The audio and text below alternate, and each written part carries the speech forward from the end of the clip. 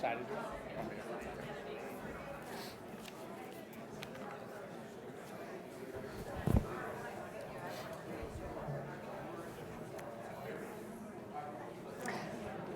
Hello, everyone. We are ready to start the next session. We are going to be talking to you today about public-private partnerships.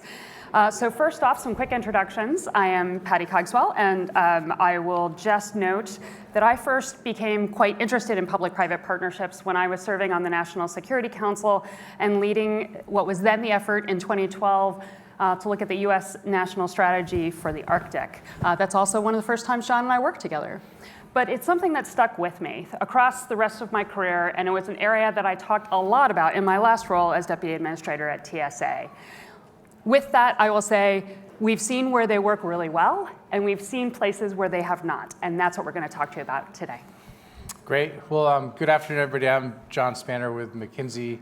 Before I was at McKinsey, I worked extensively in the government with Patty and a lot of colleagues here in the room. I was a Coast Guard pilot.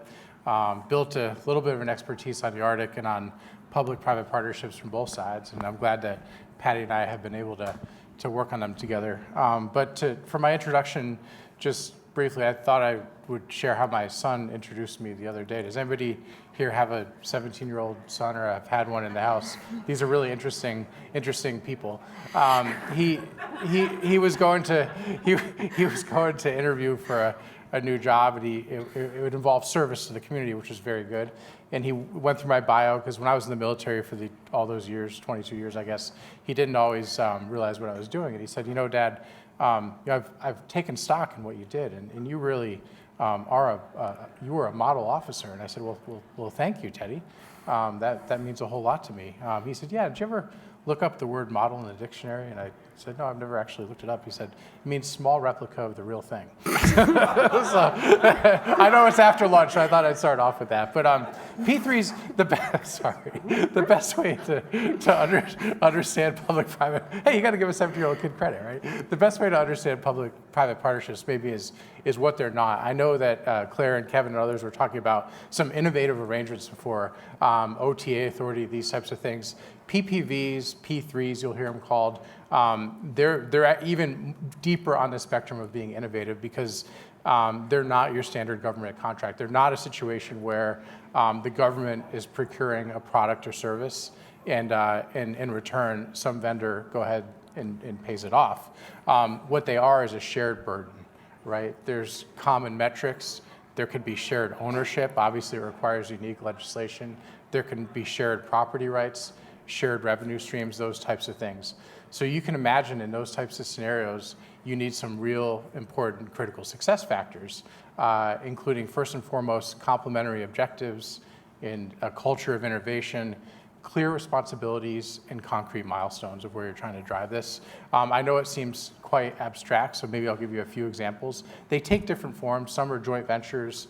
You can imagine a joint venture is one where the government might invest in a company, say a venture capital firm of some sort, in hopes of fostering and incubating a new technology.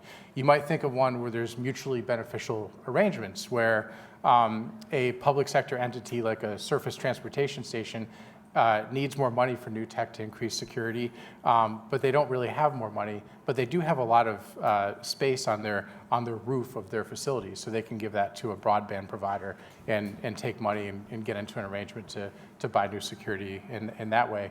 You also think of facility development, and I know these are more standard, where a private sector company takes on all the risk and builds a facility, say for the maintenance of aircraft, right? And at some point, when the risk is mitigated low enough, the government will take that over and will operate that situation. So that's kind of what you want to think about with P3s is do you have a very clear revenue model? Is there a revenue stream? And is there a clear operating model? And if those things exist, usually by working with a partner, you can go ahead and set up an arrangement that makes sense in those cases. Which leads us perfectly to the discussion about when do they not work. So we all have our personal favorite examples, but most importantly, I think are, from my perspective, three things. The first one is, especially in the security context, when there's not agreement about the risk calculation, right? We've all heard the story, risk is a function of threat, vulnerability, and consequence. If the various public and private sector actors don't make the calculation the same way or see the same potential risk, they're unlikely to want to mitigate it at the same level. Similarly, they may not look at that return on investment the same way. What do I need to see as a return on my investment of mitigating it to make it worthwhile to me? Is it a revenue stream? Is it a protection against something bad happening?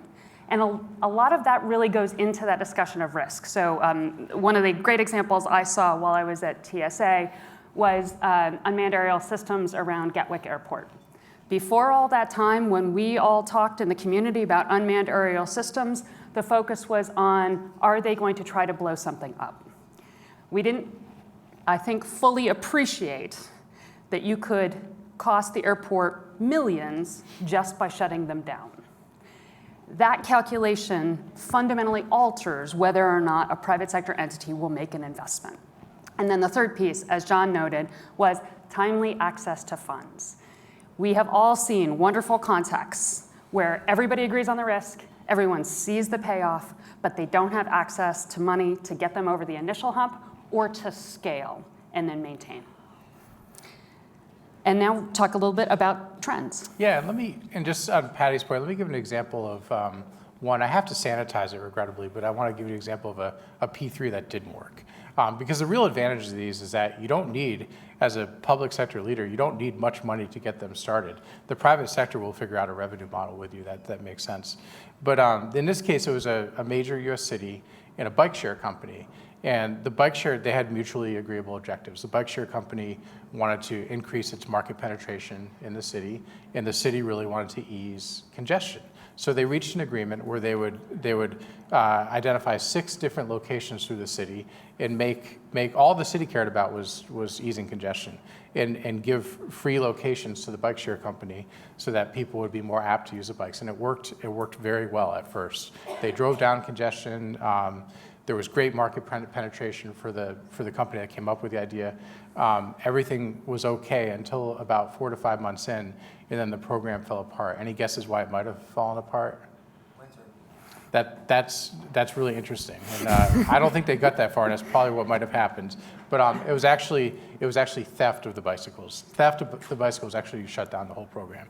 So now those things have been mitigated a bit now, but they can fail. In terms of trends, what we see globally, in terms of just raw volume of P3s, Latin America and the Caribbean lead the world. And by the way, they're increasing everywhere, followed maybe by Asia, the Middle East, and then North America kind of lags behind, but is still growing a bit, I would say, in just the volume and size of these P3s. Traditionally, when you think of P3s, you think of what, like a bridge or a toll road, a toll highway, something like that, where you're driving and there's a fee and you might get a fine if you don't follow all the rules. But we're seeing them applied in many other areas now too, including healthcare and education and waste and water. Those all make sense more than they have in the past. And I think in the U.S. public sector, you're seeing greater interest, especially among the federal government, of how do you put these things into practice. So I think the big trends are, Latin America, and they're growing everywhere. They're diversifying, and they have great promise. I think the most promise, personally, exists here in North America. Okay. So with that, we thought we'd leave you with a couple thoughts on how to potentially consider incentivizing further and wider adoption. So the first one, weirdly enough, is authorizing legislation. For someone who spent much of my career in federal government, now being on the private sector, on the consulting side, I have seen the power of instructing a federal agency to convene, right? Even if they're not the ones in the end buying something, their ability to bring people together to produce a report, standards, something that helps set a framework for the environment can be quite powerful. The second one, procurement and acquisition. And I love what Claire Grady said in the last one. There's opportunity here both to look at what the current environment is and can we make better use of what is already there, and what else might be needed, and particularly to focus on known problems such as vendor lock and incentivizing greater ongoing collaboration between public, private sector, industry. Third one, investing in federal structures, processes, and the workforce. I will just reiterate again Claire's point where she said, the people who said, my job is to keep you out of jail. I would love it if instead we had a cadre of folks who said, my job is to help you get to your goal. And I have a lot of different ideas, and I know how to do them because I have been trained on how to use these effectively. We really could use that benefit of that change in mindset and focus. Fourth is that access to funding, and along with it, the idea around where are there structures for joint public-private shared investment models. This is something that has not always been easy to see or easy to find examples that are willing to be accepted. I know John will maybe mention In-Q-Tel as one example where we have seen it occur, but it's an area where if we can get that funding model, that idea to show that both entities have that skin in the game, that interest in going forward, that can do a lot to move forward, especially in very crowded spaces where you have multiple entities all trying to impact in the same arena. With that, I think the thing we wanted to do for our last note is just highlight where we are 20 years past 9/11.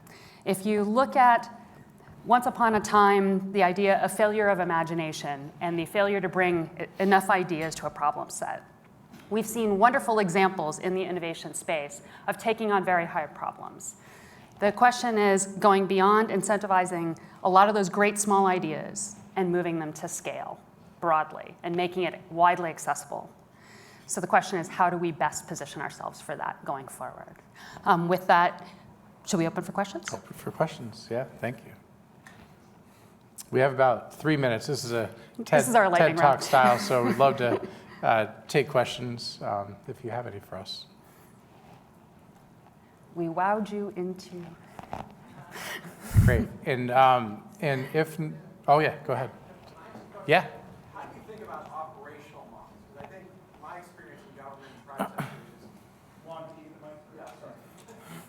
Juan Zarate. I'm about to moderate the next panel, so sorry for hogging the mic here. Yeah. But how do you think about operational models for PPP? Because I really think that's where the U.S. government, and given our public-private divide, gets stuck, right? And we talk about cyber threats. We're going to talk about ransomware in just a second. How do you think about how to operationalize the PPPs? Yeah, so it's a great question. And to drive down risk, it's a great question. I would an important question. Just having done these for the U.S. government a bit, I think the most important thing in the operating model is starting with a very rapid but thorough due diligence against, I talked about some of the criteria, the objectives, innovation culture, but that really needs to be tested before you enter into one of these things. And you really want to start with like a 4 to 5 week due diligence to be sure that the use case you're considering, in any number of use cases would work, does have that viability. Independently, somebody tells you it's safe. Then after that, it's really identifying the revenue stream and whatever the mission impact is that you're trying to achieve. The private sector will figure out how to extract revenue from any system, right, and apply it to the mission. All of that should be sorted out in like a really thorough due diligence. You shouldn't try this. It's almost like you always hear in business school, for those of you who went, don't ever try to do advertising on your own, because there's a lot of firms that specialize in it, and you'll mess it up. Don't try to do pricing on your own, right? None of those things. All that is true. This is the same thing. Bring in people that know what they're doing and let them do an assessment for a few weeks. I would also add to that, I think people have jumped to the conclusion that one size fits all, that exactly the same incentives, thought processes, revenue models work and they're just cookie cutter, and they're not, right? Each entity will have different drivers that makes the balance of the decisions. Some of it depends on how crowded that market is. Some of it is what is the payback look like. Those all matter. And I would even foot stop one thing there. If you have a big requirement and you don't have money in your budget today, and it's going to be a 2-year process to get money for whatever you're trying to do, there's a chance that a PPV arrangement will make sense to at least get you up and running, and maybe drive into perpetuity. So P3s are a great model to consider if there's not something in the budget, but you got a mission requirement right now. Other questions? I think we have 45 seconds. All right. Well, thank you very much. Thanks, Patty. It was Thank great. you. Yeah.